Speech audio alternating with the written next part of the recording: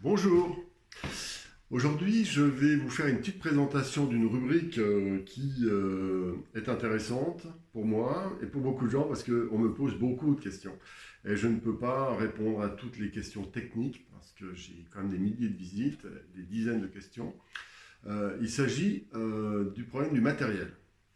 En fait, il n'existe pas un outil pour un débutant. Je m'adresse beaucoup aux débutants, à ceux qui connaissent mal le matériel.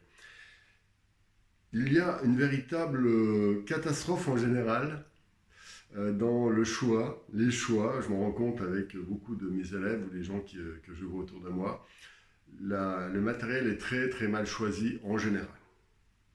À cause de ça, il se trouve dans une situation qui est quand même difficile à régler pour progresser. En fait, l'achat du bon matériel, ça veut dire un matériel de qualité, et deuxièmement, adapté à chaque personne, est la clé de la progression.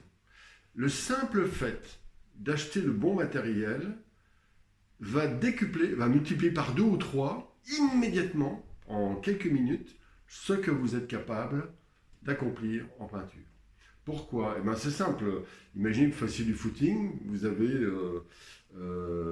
deux chaussures, une qui est bonne, de super qualité, l'autre une mauvaise, et puis dans la bonne vous avez un caillou ou un trou dans la deuxième, donc vous ne pourrez pas courir, même si vous êtes bien entraîné, même si le simple fait d'avoir des mauvaises baskets va faire que vous n'arriverez pas à courir. Si vous avez un caillou dans la chaussure, pareil. Si vous avez un déséquilibre entre les deux chaussures, vous n'y arriverez pas. Eh bien, en peinture, je pourrais dire que c'est systématique. La plupart des gens ont un caillou dans la chaussure. Et donc, ils vont patauger pour des choses ridicules. Je vais donner un exemple. Quand j'étais gosse, quand j'étais gamin, à 6 ans, 7 ans, 8 ans, enfin peut-être un peu plus tard, la peinture à l'huile, j'ai commencé vraiment à 10 ans. Mais avant, je faisais de la gouache. Eh bien, je peignais avec du blanc de zinc. C'est-à-dire c'est un blanc transparent. Mais je ne savais pas. À l'époque, il n'y avait pas de prof, il n'y avait rien. Donc j'ai acheté du blanc de zinc. J'allais chez le marchand de couleurs, j'ai acheté du blanc de zinc. Et j'ai fait une dizaine de tableaux de suite qui n'avaient aucune lumière parce que le blanc ne prenait pas. Et il était quasiment transparent, ce blanc de zinc. Il fallait du blanc de titane. Et ben, quand j'ai eu le blanc de titane, j'ai fait un bond.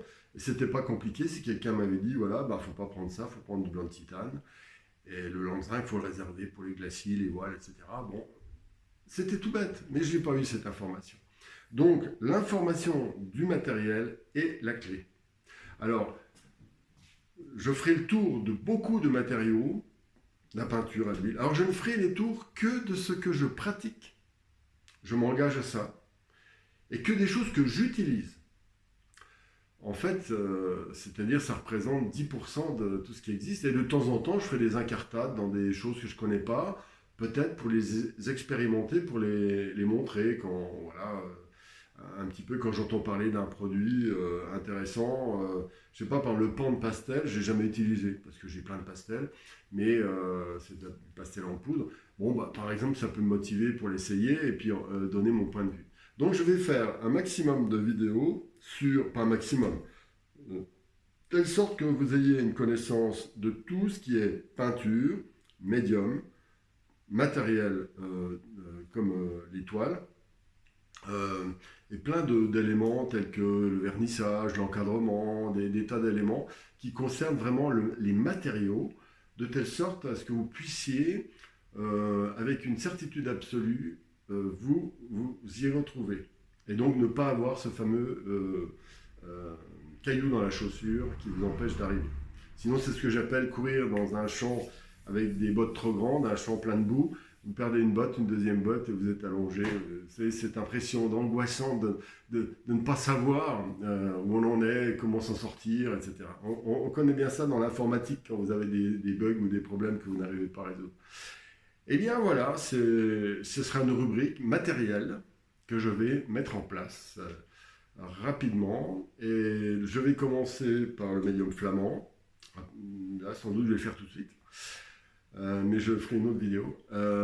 Ensuite, je parlerai de. Mais j'irai précisément dans chacun des éléments. Je ne vais pas simplement dire prenez du médium flamand, plouf plouf. Je vais prendre, par exemple, du médium flamand, je vais montrer comment on le dilue, avec quoi, à quelle vitesse, combien de temps on peut le garder, comment il doit être dans la première couche, la deuxième couche, la troisième couche.